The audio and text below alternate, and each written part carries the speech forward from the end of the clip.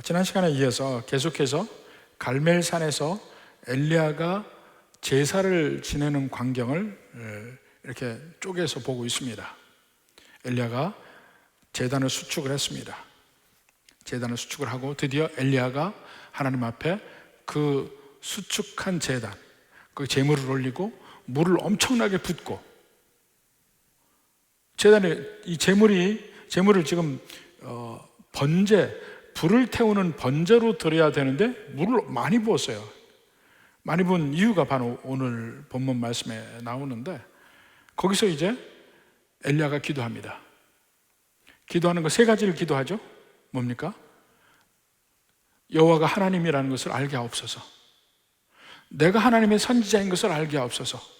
그리고 내가 하는 일이 하나님께서 하시는 일이라는 걸 알게 해주시옵소서. 이렇게 기도를 합니다. 기도하니까 그 뒤에 바로 오늘 38절에 이에 엘리야가 그렇게 기도하니까 이에 여호와의 불이 내려서 번제물과 나무와 돌과 흙을 태우고 또 도랑에 물을 핥은지라. 도랑에 물을 핥았다는 말이 뭡니까? 도랑에 물이 흥건하게 고여 있었는데 그 물까지 전부 다 쫙 다 마르게 했다는 것이죠. 마르게. 그렇게 핥았어요. 이렇게 여호와의 불이 떨어졌다 하는 것을 지난 시간에 잠깐 우리가 맛을 보았지만, 오늘 시간에는 중점적으로 그 갈멜산에 그 엘리야의 제단에 여호와의 불이 떨어졌다는 의미가 무엇인가 하는 것을 함께 보려고 합니다. 먼저 1차적으로 성경 전체에서 보면 여호와의 불은 성전 또는 성막과 밀접한 관계가 있습니다. 지난 시간에 잠깐 말씀드렸죠. 예를 들어서 그 레위기 9장 23절 24절 지난주에 봤지만 다시 한번 볼까요? 모세와 아론이 회막에 들어갔다가 나와서 백성에게 축복하며, 회막에 들어갔다 나왔다는 것은 회막에 들어가서 하나님 앞에 제사를 드렸습니다. 이때가 그 성막이 지어지고 제사법이 가르쳐지고, 자, 성막은 출애굽기 40장까지 성막을 지어졌죠. 그 다음에 레위기 1장부터 7장까지 제사법을 이야기를 했죠.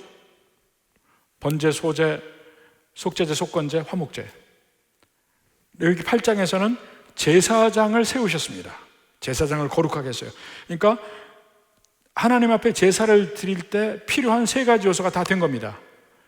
장소가 됐죠. 이 제사의 종류가 제대로 다 가르쳐졌죠. 그 다음에 제사 지내는 제사장이 있죠. 그 첫 번째 제사를 모세와 아론이 회막에 들어가서 드린 겁니다. 그러니까 거기서 제사를 드리고 나와서 백성을 축복하는데 여호와의 불이 떨어지는 겁니다. 그 24절에 보니까 뭐라 합니까? 불이 여호와 앞에서 나와 제단 위에 번제물과 기름을 사른지라. 엄청나게 놀랐죠. 이 백성들이 여호와의 불이 그렇게 떨어지는 것은 처음 본 겁니다. 하늘에서 불이 나는 거죠. 그 의미가 뭐냐면, 맞다, 내가 바로 하나님이다. 그리고 너희는 나의 백성이다.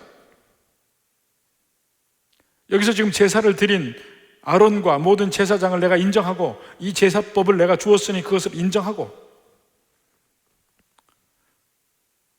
이것을 모든 백성 앞에 보여주고 표징을 보여줌으로써 이제부터는 백성들이 그 제단에 와서 그 하나님이 보여준 제사법으로 제사장을 통해서 제사를 드리게 됐습니다. 제사장을 통해서 드디어 이제부터는 하나님과의 소통의 그 모든 통로가 생긴 거예요. 근데 그것을 제일 먼저 하나님이 표징으로 불로 인정해서 보여준 겁니다. 그대로 가죠.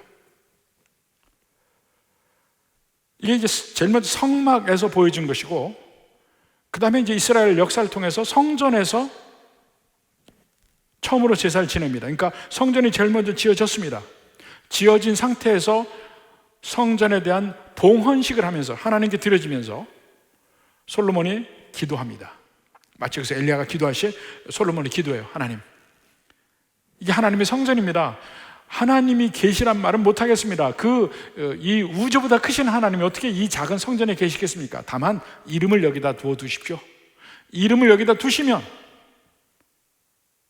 언제든지 우리가 무슨 일이 있을 때마다 이 성전을 향해서 기도할 테니까 하나님 들어주시옵소서. 그 성전의 의미를 솔로몬의 기도를 통해서 얘기한 겁니다. 왜 성전이 필요한가? 솔로몬의 기도 뒤에 바로 하늘에서 불이 내려서 그 성전을 제일 먼저 인정합니다.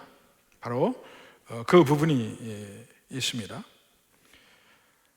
이렇게 해서 성막과 성전에 여호와의 불이 떨어짐으로써 그것이 인정이 돼요. 그 불이 나중에 어디까지 가냐면, 자, 사도행전 1장에 가면 120명의 성도들이 마가의 다락방에서 기도를 할 때가 있죠. 그 기도를 하는데 거기에 여호와의 불이 떨어집니다. 그러면서 각 사람에게도 그 불이 임해요. 이 불이 떨어지는 게 뭐냐면 바로 신약적 의미의 성전이 생기는 거예요. 신약적 의미의 성전이. 그러니까 교회가 하나님의 성전이고 교회에 속한 성도 한 사람 한 사람이 하나님의 성전인 것을 바로 그 여호와의 불이 그 모인 곳에 떨어지고 각 사람에게 떨어진 그 가운데서 보여주고 있어요. 그래서 고린도 전서에서 바로 바울이 두 가지 면을 같이 보여줍니다. 너희가 하나님의 성전인 것을 알지 못하느냐? 여호와의 불로 인증이 된 겁니다. 또 개개인이 너희 몸이 하나님의 성전인 것을 알지 못하느냐? 한 사람 한 사람이 또 하나님의 성전인 것을 여호와의 불로 이미 보여줬습니다. 이렇게 인증을 해준 겁니다. 이러한 면이, 그러니까 여호와의 불과 성전과는 밀접한 연관이 있어요. 하나님의 임재하시고 하나님이 역사하시는, 하나님이 우리 인간을 만나는 통로, 성막, 성전, 교회. 근데 교회인데 이 공동체에서의 교회도 있지만 우리 한 사람 한 사람도 걸어다니는 성전입니다. 이 면이 여호와의 불이라는 면에서 다 설명이 됩니다. 근데 오늘 본문은 여호와의 불이라는 면을 이야기하고 있지만 그 성전과는 관계가 없습니다. 또 다른 면에 여호와의 불이 계속해서 나옵니다. 가장 대표적인 예로 창세기 15장 17절 봅시다. 창세기 15장에 보면 하나님께서 아브라함과 언약을 맺으시는 장면입니다. 하나님께서 아브라함에게 땅의 약속을 하시고 후손의 약속을 하시고 내가 바로 축복의 근원이라는 그것을 약속을 하시고 그 다음에 언약 조인식을 합니다. 하나님이 이 고기를 쪼개 놓으라고 다 얘기를 해요. 그러니까 아브라함이 고기를 다 쪼개 놓습니다. 제물들을. 근데 해가 질 무렵에, 해가 져서 어두울 때 연기 나는 화로가 보이며 타는 횃불이, 이게 여호와의 불이에요. 타는 횃불이 쪼갠 고개 사이로 지나더라. 이것은 고대 근동의 모든 큰 상행위에서 있었던 그 계약식을 연상시키는 내용입니다. 고대 근동에서는 큰 계약을 할 때는 계약 당사자끼리 서로 약속을 하고 약속이 다 끝나고 우리가 그 지키기로 맹세를 하고 나면 신의 이름으로 그 다음에는 양을 한 마리 잡아서 반으로 쪼개 놓습니다. 반으로 쪼개 놓고 그 사이에 계약 당사자가 지나갑니다. 그 의미는 바로 오늘날로 이야기하면 인감도장 찍는 거예요. 뭐 서양식으로 하면 사인을 하는 것이고, 그 의미는 뭐냐? 내가 만약 이 계약을 파기하면 이 쪼갠 고기처럼 되겠다 하는 의미예요. 그 자체 의미는 그것을 꼭 지키겠다는 의미죠. 근데 그 고기를 그 식으로 똑같이 해놓고, 쪼갠 고기를 해놓고 여호와의 불이 지나갑니다. 아브라함이 지나가진 않아요. 하나님이 일방적으로 약속을 하신 거예요. 내가 이 약속을 너한테 지키겠다. 그러니까 하나님의 존재를 나타나는 데는 불을 사용하는 경우가 많이 있다는 것입니다. 또 다른 예를 보면 사사기 6장 21절 봅시다. 사사기 6장 21절, 여기 보면 하나님께서 미디안에게서 이스라엘 백성들을 구하기 위해서 기드온을 부르실 때예요. 므낫세 지파의 가장 약한 자라고 얘기하지만 이 기드온이 하나님이 부르시는데 막 반항합니다. 내가 어떻게 그렇게 되겠습니까? 그럴 때 하나님이 내가 누구인지 아느냐? 내가 하나님이다. 이걸 보이기 위해서 기드온이 제사할 때 불로 확증을 보여줍니다. 바로 봅시다. 6장 21절. 여호와의 사자가 손에 잡은 지팡이 끝을 내밀어 고기와 무교병을 내니 불이 바위에서 나와 고기와 무교병을 살랐고 여호와의 사자는 떠나서 보이지 아니하니라. 기드온과 이야기한 바로 그가 여호와의 사자, 곧 여호와라는 것을 이야기하고 있습니다. 그리고 제단에 불을 떨어뜨려요. 그것으로 내가 누군지 아냐, 나는 하나님이라는 것을 보여주는 표적입니다. 또 사사기 후반부에 가면 삼손의 이야기가 나옵니다. 삼손의 이야기 나올 때 그 삼손의 아버지가 마노아인데 마노아의 부인에게 여호와의 사자가 또 나타나요. 너에게 이스라엘을 구원할 자를 주리라. 내가 아들을 주리라. 잘 몰라요. 그러니까 마노아가 다시 그 아내에게서 그 소리를 듣고, 아니 진짜 하나님이시면 나한테 한 번 더 나타나시죠. 실제로 나타났어요. 그리고 나서 그분이 다시 한번 삼손에 관한, 그 아들에 관한 약속을 확증하고 그 확증하는 표로 또 불을 내립니다. 사사기 13장 20절. 불꽃이 제단에서부터 하늘로 올라가는 동시에 여호와의 사자가 제단 불꽃에 휩싸여 올라간지라. 마노아와 그의 아내가 그것들을 보고 그들의 얼굴을 땅에 대고 엎드리니라. 아, 우리에게 계시를 주신 이 분이 여호와 하나님 또는 여호와 하나님의 사자구나, 이것을 인정하게 만드는 것이 바로 그 불이었습니다. 또 아까 잘못 얘기한 다윗에 관한 이야기. 다윗이 인구조사를 했죠. 교만하에서 잘못된 인구조사를 한 다음에 이스라엘이 3일간 온역으로 수만 명이 죽습니다. 그때 하나님께서 그들을 구원하시려고 제단을 쌓으라고 하죠. 그래서 제단을 쌓을 때, 오르난의 타작마당에서 제단을 쌓을 때 거기에 불이 내립니다. 역대상 21장 26절.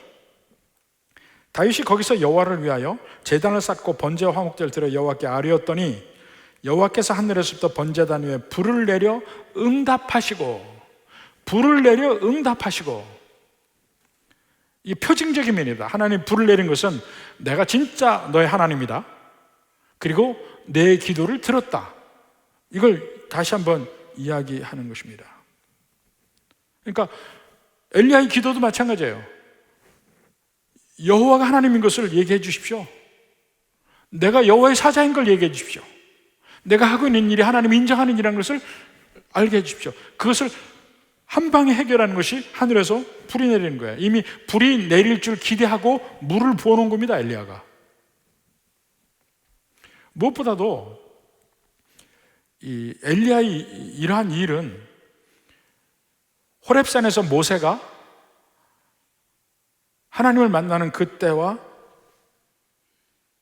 그때의 연장선이라고 볼 수 있어요. 출애굽기 19장에 보면 먼저 호렙산에서 하나님의 임재를 불로 보여줍니다. 불로. 한번 봅시다. 19장 18절.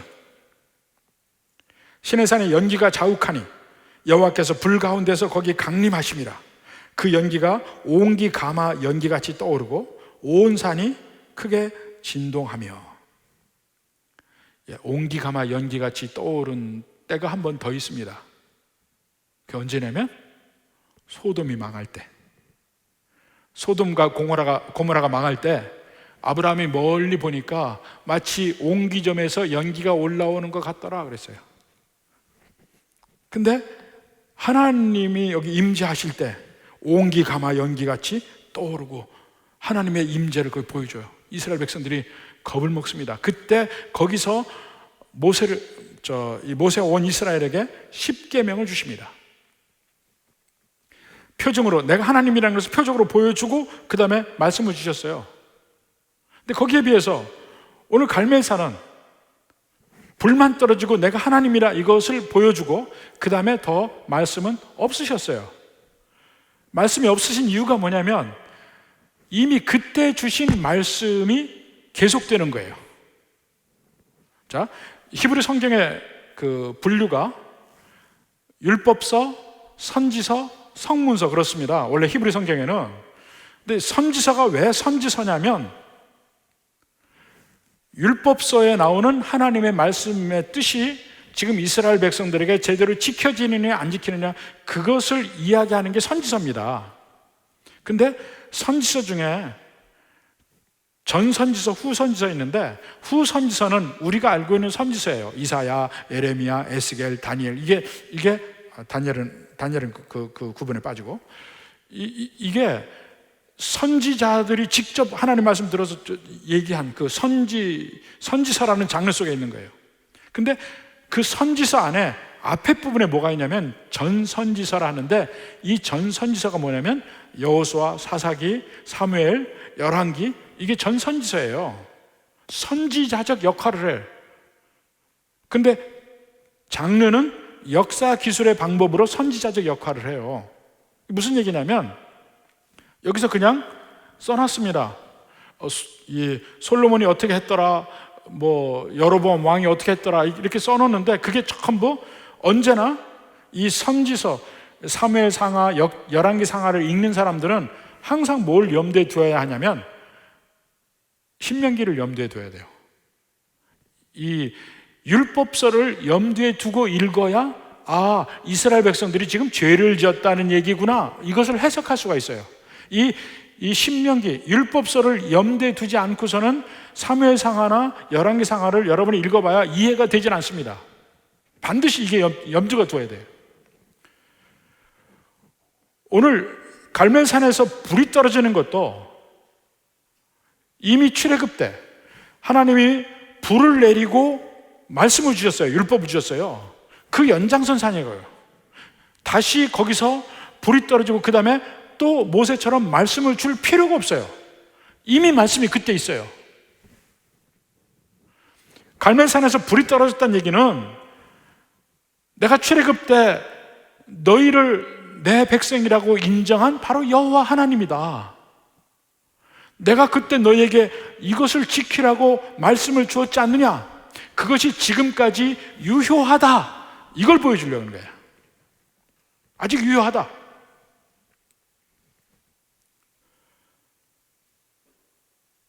유효하면 어떻습니까? 이스라엘 백성들이 우리가 하나님 앞에 지금 죄를 짓고 있구나 이걸 깨닫게 하는 거예요. 이 불이 내려간 그 하나로 여호와가 진짜 하나님이구나 이걸 먼저 보여주는 겁니다. 여호와가 진짜 하나님이다. 지금 그 이스라엘 백성들이 고백하죠. 39절 보세요. 모든 백성이 보고 엎드려 말하되 여호와 그는 하나님이시로다. 말이 좀 이상하지 않아요? 저도 처음에 예수님 믿을 때 이거 보고 좀 이상했습니다. 아니 그럼 여호와 하나님이지 여호와는 하나님이시다. 이게 무슨 말일까요? 그러니까 이때 하나님이란 말은 일반 명사. 뭐 우리에게 직업들이 있지 않습니까? 제가 목사예요. 목사는 일반 명사예요. 저뿐이 아니고 여러 사람이 다른 사람이 이러이러한 일을 하는 사람이면 누구나 목사예요.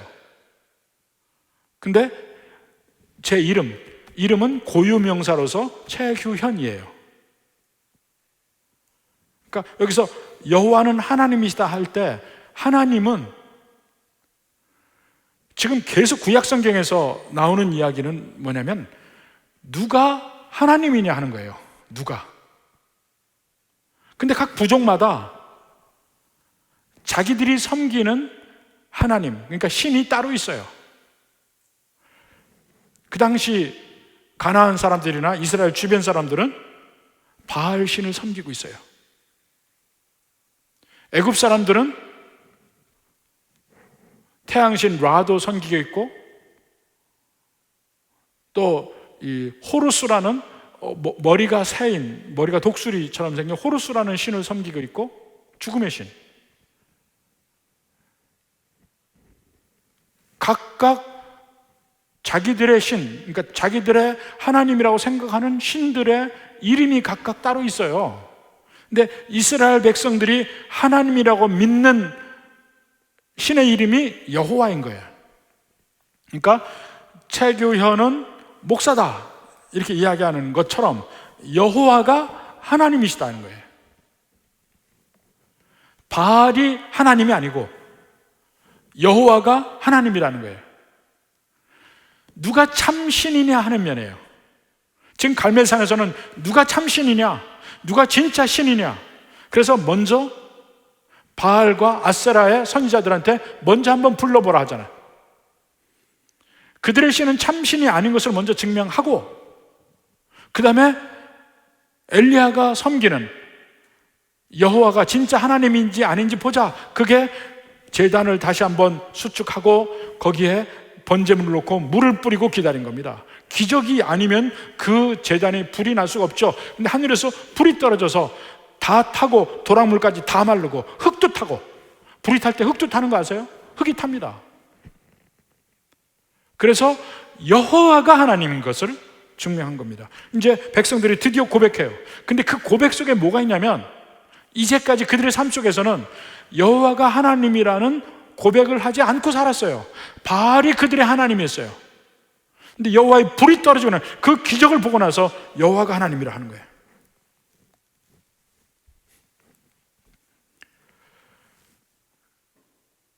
거기에 따라서 여호와가 하나님이라면 호렙산에서 이스라엘 백성들에게 주신 십계명, 그들에게 준 모든 율법이 아직도 유효하다는 거예요. 그들이 그 말씀을 지키지 않고 살았다는 거예요. 그러니까 그 속에서는, 그 고백 속에서는 거기에 대한 회개가 들어가 있는 겁니다. 여호와가 하나님이다. 그 회개의 결과로서 바알신, 아세라신의 선지자들을 죽이는 일이 그 다음에 나오는 겁니다. 그걸 없애는 거야. 이제 드디어 하나님은 여호와시다, 이 얘기입니다. 그것이 바로 여호와의 불이 하늘에서 떨어지는 그 의미이고, 그것을 볼 때 이스라엘 백성들에게 어떤 마음이 있었느냐, 바로 그것을 보여주고 있습니다. 그러니까 여호와의 불이 떨어졌어요. 그 의미를 알았습니다. 그러면 여호와가 진짜 하나님이구나, 이것이 이제 다 밝혀졌어요. 밝혀진 다음에는 그것을 보고 있는 사람들에게는 선택의 문제가 있는 겁니다. 선택. 여기서는 두 가지 선택이 있는데, 그 선택 중에 이스라엘 백성들은 강제로 하나님을 선택할 수밖에 없게 돼 있어요. 이게 하나님의 은혜라고 이야기하는 겁니다. 그들은 하나님을 선택할 수밖에 없어요. 그 불이 떨어지는 그걸 봤는데 선택 안 할 수 있습니까? 드디어 불을 통해서 하나님이 누구신지 나타났고, 그 하나님의 영광이 나타났고, 이스라엘 백성들에게 선택을 요구합니다. 그래서 그들이 선택을 합니다. 어떻게 선택을 합니까? 기손강에 가서 바알의 선지자 450명, 아세라 선지자 400명 죽입니다. 갈멜산은요, 지난번에 성수리에 가신 분들 알죠? 갈멜산은 이 양쪽으로 평지이고, 그러니까 갈멜산은 지중해 쪽으로 이 서북 쪽을 향해서 산맥이 쭉 바다까지 나갔어요. 이스라엘도 보면 이스라엘이 해안선이 밋밋한데 제일 위쪽에 약간 밖으로 삐졌다 나가요. 그런데 거기가 갈멜산이, 그 산맥이 쭉 밖으로 해안가까지 나간 곳이거든요. 그 산맥이 있어서 그 아래쪽에는 샤론 평지라는 해안의 평지가 있고, 그 북쪽은 지금 이스라엘의 곡창지대인 이스라엘 평지가 있습니다. 그 이스라엘 평지에 흐르는 강 이름이 기손강이에요. 지금도 기손강이 있지만 기손강이 옛날 강 같지 않아요. 냇가처럼 쫄쫄쫄쫄 흘러요. 그렇지만 그 제일 높은 갈멜산에서 아래로 내려가서 평지로 가서, 이스라엘 평지 가서 기숑 강가에서 그 바알과 아세라의 선지자를 다 죽입니다. 그들의 마음이 여호와께 돌아가죠. 그 여호와의 그 놀라운 기적을 보고서는 돌아가지 않을 수 없죠. 그러니까 하나님의 표징, 여기서 여호와의 불로 상징되는 하나님의 표징이 나타날 때 그 표징을 본 사람에게는 두 가지 결과가 나타나요. 더 하나님 앞에 가든지 아니면 멸망의 길을 가든지. 여기도 두 종류의 사람이 나오잖아요. 이스라엘 백성들을 전부 여호와는 하나님이시다 하고 고백하고 여호와께 돌아가고, 바알과 아세라 선지자들은 멸망당하는 거예요. 죽임을 당하는 거예요. 그 불이 없었으면 그럴 리가 없었죠. 불이 있음으로 말미암아 완전히 갈라지는 것입니다. 사실은 그 불은 그들이 그 당시에 이해하는지 안 하는지 모르겠습니다만, 사실은 이스라엘 백성들을 태워야 할 불이었죠. 그 제단에서 그 제물들이 불탄다는 의미가 뭡니까? 구약의 율법에 나올 때 그 번제단에서 그 번제물 드리는 것이 사실은 원래는 그게 이스라엘 백성들이 거기서 죽어야 되는 거예요. 그런데 이스라엘 백성 대신 번제물이 불에 타서 죽게 되는 겁니다. 그게 구약의 모든 제사의 의미고, 나 대신 제사자 대신에 죽는 것이 바로 제단의 제물이에요. 근데 거기에 여호와의 불이 떨어져서 그 제물을 태웁니다. 실제로는 거기에 이스라엘 백성들이 그 제단의 제물처럼 태워졌어야 돼요. 바로 근데 그 대신 죽는 죽음을 통해서 엘리야는 이스라엘 백성들을 다시 하나님께로 돌려놓습니다. 이것이 하나님의 화해의 복음이라고 할 수 있어요. 이때도 하나님이 일방적으로 이스라엘 백성들에게 다시 찾아오신 거예요. 전에도 얘기했죠. 18장 1절. 이스라엘 백성들은 이미 죽음을 맞아도 마땅한 죄인들입니다. 그런데 하나님이 그들의 가뭄을 돌이키시겠다고 스스로 혼자 마음을 먹으시는 거예요. 하나님 은혜라고 하는 겁니다. 오늘 번제단에서도 제물을 받으시는 것은 죄 지은 이스라엘 백성 대신 갈멜산의 번제단의 제물을 대신 불로 태우셔요. 보여주시는 겁니다. 이를 통해서 하나님이 그 하나님의 백성들을 위해서 제물을 준비하시고 다른 제물을 통해서 우리를 구원하신다는 그 대속적 죽음, 예수님의 대속적 죽음을 이미 거기서 보여주고 있는 겁니다.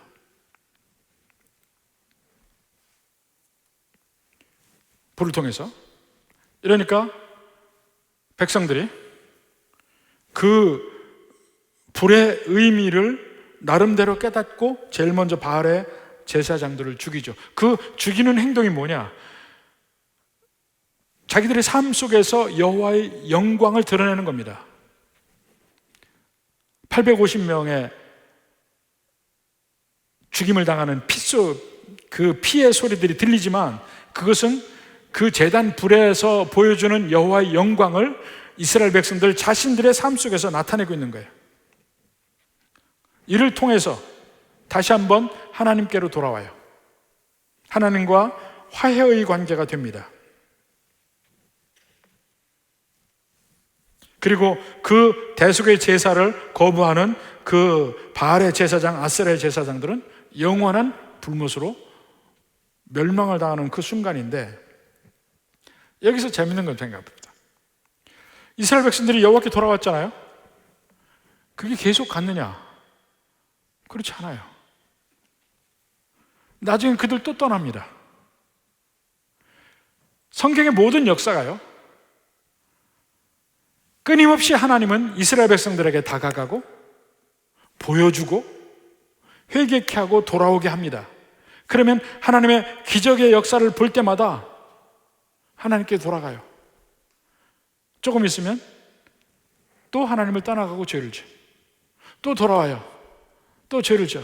하나님이 또 괴롭게 하고 보여주고 또 하나님이 마음을 돌이켜요. 그러니까 성경 전체의 역사가 끊임없이 하나님이 자기 백성을 향해서 사랑한다고 외치고 다시 돌아오게 만들고 또 보여주고 다시 돌아오게 만들고, 그러면 하나님의 백성은 또 떠나고 또 떠나고 또 떠나고 다시 오고 또 떠나고 다시 오고, 그 역사예요.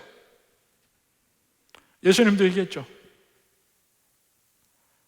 수많은 선지자들을 이스라엘 백성들이 죽여서 제일 마지막에 아들을 보냈다.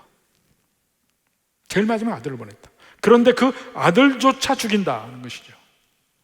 근데 그 아들의 죽음을 통해서 결국은 아들을 죽이는 그 인간들을 하나님이 살리신다는 내용이에요. 그게 성경이에요.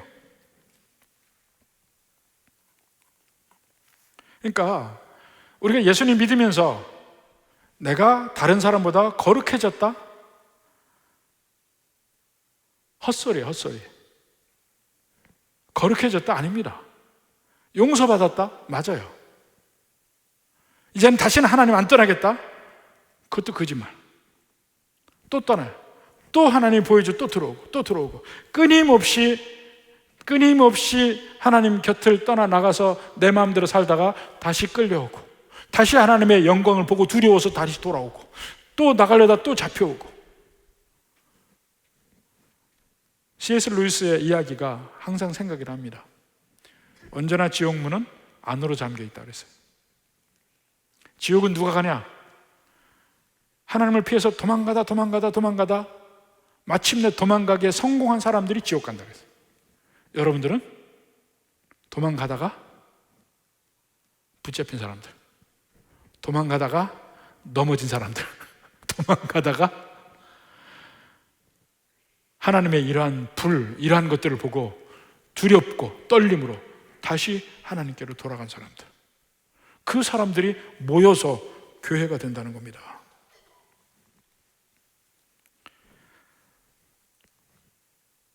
다른 말로 하면 믿는 백성들도요, 예수님 믿고 나서의 모든 삶은 결국은 하나님이 주신 선물, 그 이상도 그 이하도 아니라는 거예요. 그냥 하나님의 선물이에요. 예수님 믿고 나서 사는 삶은, 그 다음에 내가 예수님 믿고 이제 내가 더 마음을 다해서 하나님을 더 섬긴다. 하나님을 섬기는 순간에도, 지난번에도 말씀드렸잖아요. 기도하는 순간에 우리는 죄를 짓고, 하나님의 일을 하는 순간에 우리는 죄를 짓는다고.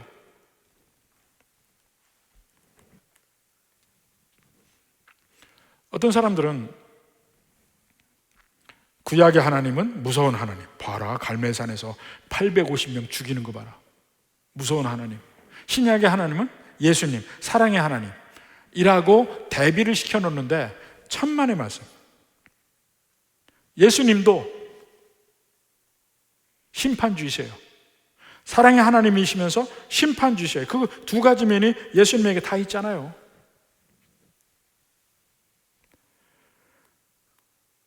우리에게도 그 두 가지 면이 다 보여져야 됩니다. 끝까지 예수님을 떠나는 것에 성공한 사람들이 불못에 간다니까요. 언제나 우리는 우리 마음속에서 나오는 하나님을 떠나가려는 몸부림, 그것을 느껴지는 순간마다 나를 사랑하시는 하나님을 볼 수 있어야 되고, 나중에는 결국 세상을 심판하시는 하나님이 또한 보여져야만 합니다. 두 가지 면이 같이 보여질 때 바로 그 면을 가장 극명하게 보여주는 것이 갈멜산에 떨어진 여호와의 불입니다. 그 여호와의 불이 떨어지면서 내가 바로 엘로힘이다, 내가 바로 천지 만물의 하나님이시고 너의 하나님이다, 내가 너에게 어떠한 존재로 비쳤느냐, 내가 너에게 준 말씀을 잊었느냐, 내가 너에게 준 모든 성경의 사랑의 메시지를 잊었느냐, 내게로 돌아오라. 그렇지 않으면 이 불로 너희를 심판하리라. 이것이 갈멜산에서 내려진 여호와의 불의 의미입니다. 하나님을 인정하고 그 하나님께 돌아오라. 돌아올 때 그 대속적 죽음, 예수님의 대속적 죽음을 통해서 우리는 그 여호와의 영광 안에 들어가고 생명으로 가지만, 그것을 거부하는 그 순간에 우리는 바로 그 여호와의 불로 영원한 불못의 심판을 받게 된다. 이것을 끊임없이 보여줍니다. 이제 주님의 은혜 안에서 모든 주의 백성들이 함께 이 은혜 속에서 다시 한번 하나님, 여호와 하나님, 예수님을 나의 참된 구세주요 참 하나님이심을 고백할 수 있는 여러분과 여러분의 삶이 되기를 주님의 이름으로 축원합니다. 기도하겠습니다.